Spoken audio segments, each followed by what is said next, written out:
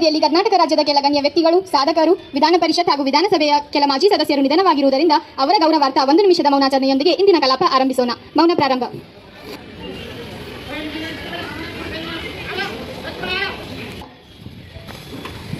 ಸಭೆಯನ್ನು ಆರಂಭಿಸುವ ಮುಂಚೆ ಕೆಲವು ಸಲಹೆ ಮತ್ತು ಸೂಚನೆಗಳನ್ನು ನೀಡಲು ಬಯಸುತ್ತೇನೆ. ಸಮಯದ ಅಭಾವವಿರುವುದರಿಂದ ಸಮಯದ ಸದ್ಬಳಕೆಯ ದೃಷ್ಟಿಯಿಂದ ವಿರೋಧ ಪಕ್ಷದವರು ಕೇಳುವ ಪ್ರಶ್ನೆ ನೇರವಾಗಿರಬೇಕು ಮತ್ತು ಸ್ಪಷ್ಟವಾಗಿರಬೇಕು. ಆಡಳಿತ ಪಕ್ಷದವರು ನೇರವಾಗಿ ಉತ್ತರ ನೀಡಬೇಕು. ಆರೋಗ್ಯಕರ ಚರ್ಚೆಗೆ ಮಾತ್ರ ಅವಕಾಶವಿರುತ್ತದೆ.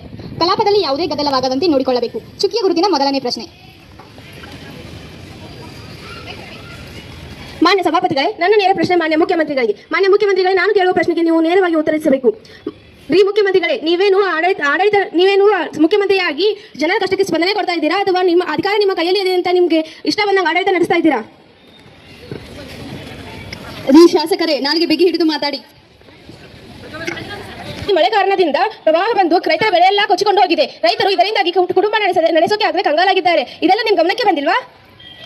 ನಾವೇನು ಕೈ ಕಟ್ಕೊಂಡು ಕುಂತಿಲ್ಲ, ಇದು ನಮ್ಮ ಗಮನಕ್ಕೂ ಬಂದಿದೆ. ನಾವು ಈಗಾಗಲೇ ಇದಕ್ಕೆ ಪರಿಹಾರವನ್ನು ಒದಗಿಸಿದ್ದೇವೆ. ಮಾನ್ಯ ಸಭಾಪತಿಗಳೇ, ಇವ್ರು ಹೇಳ್ತಾ ಇರೋದೆಲ್ಲ ಸುಳ್ಳು ಅಲ್ಲ ರೀ. ಒದಗಿಸಿದ್ರೆ ನೀವು ಇದೆಂತ ಮತ್ತು ನಿಮ್ಮ ಗಮನಕ್ಕೆ ಬಂದಿಲ್ಲ ಅಂತಂದ್ರೆ ನಾವೇನ್ ಮಾಡ್ಬೇಕು? ನೀವು ಕಣ್ ತಗೊಂಡು ನೋಡ್ಬೇಕಲ್ವಾ? ಅಲ್ಲ, ಇಷ್ಟೆಲ್ಲ ಮಾತಾಡ್ತಾ ಇದೀರಲ್ಲ, ಅದೇನು ಪರಿಹಾರ ಒದಗಿಸಿದ್ರ ಹೇಳಿ ನೋಡೋಣ. ಹೇಳ್ತೀನಿ. ಈಗಾಗಲೇ ನಾವು ಇದನ್ನೆಲ್ಲ ಗಮನಿಸಿ ಬೆಳೆ ಹಾನಿಯಾದ ರೈತರ ಕುಟುಂಬಕ್ಕೆ ನಾವು ಹಾನಿಯಾದ ಪರಿಹಾರ ಧನ ಸಹಾಯ ಕೂಡ ಒದಗಿಸಿದ್ದೇವೆ. ಇದಕ್ಕಿಂತ ಇನ್ನೇನ್ ಬೇಕು? ನೀವು ಇದನ್ನೆಲ್ಲ ಮಾಡಿದ್ದು ನಿಜಾನೇ ಆದ್ರೆ ಇದರ ದಾಖಲಾತಿ ತೋರಿಸಿ ನೋಡೋಣ. ಮಾನ್ಯ ಸಭಾಪತಿಗಳೇ, ನೀವು ಆ ದಾಖಲಾತಿಗಳನ್ನು ಪರೀಕ್ಷಿಸಿ ಆ ದಾಖಲಾತಿಗಳು ಸರಿ ಇದೆಯಾ ಇಲ್ವಾ ಅಂತ ಹೇಳಬೇಕು.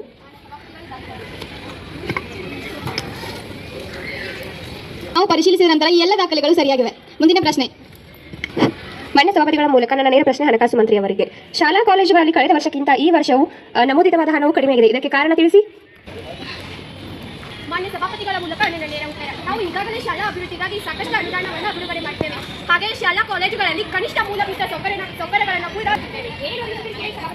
ಸಭಾಪತಿಗಳೇ, ನಾವು ಈಗಾಗಲೇ ಶಾಲಾ ಕಾಲೇಜುಗಳಲ್ಲಿ ಕುಡಿಯುವ ನೀರಿನ ಸೌಲಭ್ಯವನ್ನು ಒದಗಿಸಿಕೊಟ್ಟಿದ್ದೇವೆ ಮತ್ತು ಶೌಚಾಲಯಗಳ ಸೌಲಭ್ಯವನ್ನು ಕೂಡ ನಾವು ಮಾಡಿಕೊಟ್ಟಿದ್ದೇವೆ.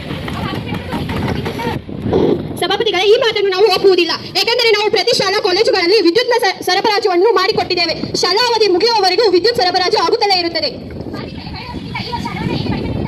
ಸಭಾಪತಿಗಳೇ, ಇದು ಜನಸಂಖ್ಯಾ ಸಮಸ್ಯೆಯಿಂದ ಉದ್ಭವವಾಗಿರುವ ಸಮಸ್ಯೆ. ನಾವು ಪ್ರತಿ ವರ್ಷ ವಿದ್ಯಾರ್ಥಿಗಳ ದಾಖಲಾತಿಯನ್ನು ಪಡೆದುಕೊಳ್ಳುತ್ತಿದ್ದೇವೆ. ಈ ಪ್ರಕ್ರಿಯೆಯು ಸ್ವಲ್ಪ ಸಮಯವನ್ನು ತೆಗೆದುಕೊಳ್ಳುತ್ತದೆ. ನಾವು ಈ ಮುಂದಿನ ದಿನಗಳಲ್ಲಿ ವಿದ್ಯಾರ್ಥಿ ವೇತನವನ್ನು ನೀಡಲು ಸಿದ್ಧವಿದ್ದೇವೆ.